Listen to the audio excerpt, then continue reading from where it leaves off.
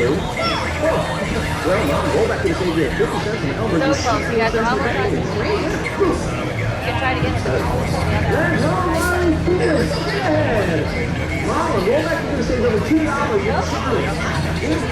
$67.99. That's a 10% savings. Bring your life back to stage with Walmart at prices. Upgrade your kitchen with Frigidaire appliances from Menards. This stainless steel extra large capacity electric range stove features a smooth top surface and a bottom storage drawer. An expandable element to meet your cooking needs. Just $479. Finish your kitchen with a new faucet. Right now all Pfister faucets are on sale. This single-handled Corvo kitchen pull-out faucet in a chrome finish is $79. Or get it in a stainless steel finish for just $99. Save big money at Menards. In the function of time, we spend driving in fields. About half of all the accidents occur each year, which is why the Infiniti QX60 has the latest safety technology available, like backup collision intervention, which can break even before you do, to help keep everyone safe. It's the all-wheel drive Infiniti QX60 for $459 a month. Visit your local Infiniti retailer.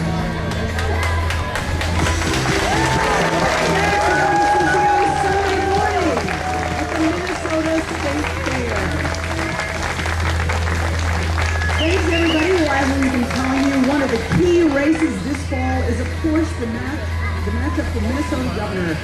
If you're just joining us, just a few moments ago, we spoke live with Minnesota Governor Mark Dayton.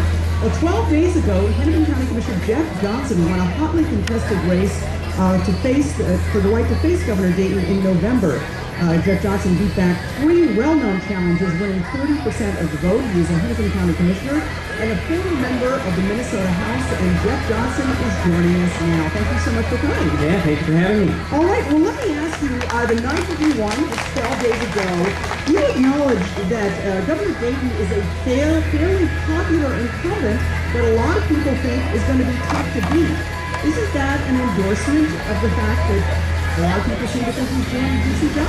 No, it's just a statement of fact. I think whenever you're a challenger, an incumbent, especially an incumbent who's been in politics for 40 years and has high name recognition, you're always the underdog. And I'm the underdog in this race, which I'm okay with, but it means I got to make the case why we can be better.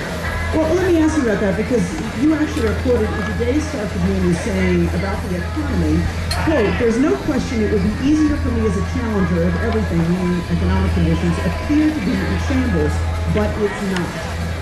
Tell me about that. Well, I don't think the economy's in shambles, and I don't think anybody's making that argument. But I do think that to suggest that everything is perfect, everything is rosy, everybody's doing great in Minnesota is a little out of touch. And I say that based upon talking to Minnesotans all over the state the last year and a half almost, and even just the last few days at the state fair booth. And in particular, I bring up the fact that we have an underemployment rate in Minnesota of 49%, and that comes from the Dayton administration. That means about half of the people working in this state are in jobs that they probably don't want to be in. They have an education level where they should be making more or doing more, but they're not. And I think in that same story, Governor Dayton said that was a tangential factoid, which it's not to the people who are living it. The 280,000, I think, is the number with a college degree who are working in a job below a college degree level. You've been very critical of the governor's tax policy, yet when the governor did implement some of his new taxes a couple of years ago, there was overwhelming support for his policy of taxing the market. It's something you ran on, it's something you did. People seem to like that.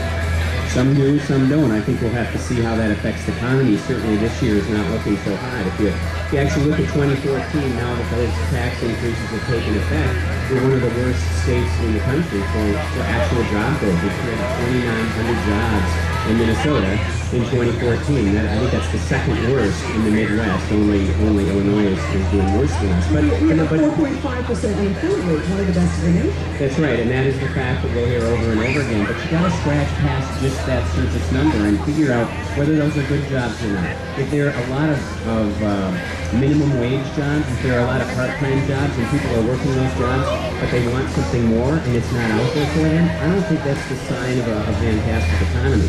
And I do want to add this on the tax policy. It's not just the top 2% who are paying more. That's right, it's a little misleading. There is an increase in, for anybody who has health insurance, has an increase in tax. There's a new millage tax that the legislature and the governor put in place for counties to institute, and I think most counties have. So if you own a car, you're paying higher taxes. If you happen to smoke, you're paying much higher taxes. So they were increased taxes on everybody, and there were even more than that before this year they were forced to roll a few of them back. Governor Dayton was just on, and he said he would give his own Winshore program a D grade. What kind of grade did you give it? I would give it an F, and it's one issue after another. I think you guys reported just a couple days ago on the fact that people with a qualifying life event, people who've had a baby, they don't have them covered. That should be in the private sector. That is a phone call. You fix that with a phone call, and it happens overnight. Now we're talking about some of these people won't have coverage for their baby until October, and that is one of many. Every few weeks we have a new example of MNsure being an utter failure, and these are all the governor's hand-picked people who are running this. So maybe I give it an F plus because you always have to find something positive to say, but it's been an utter disaster. All right, and quickly, the governor also spoke about that Senate office building. He said he doesn't like it, thinks it's too expensive, but he supports it. Yeah, I don't support it, and I think it's symbolic because in the grand scheme of things, $77 million in our big budget is a drop in the bucket. But I think it's an important symbol of a real lack of priorities in government right now, particularly with all GFL control. That's $77 million we could have spent on filling potholes. If you look at their huge $1 billion plus bonding bill, they spent more on an office building for 67 part-time senators than on roads and bridges. Those are bad priorities for Minnesota, and we can do a lot better than that. All right, Jeff Johnson, the Republican challenger candidate for governor. Thank you so much for being here. Thank you, Esme. Appreciate it.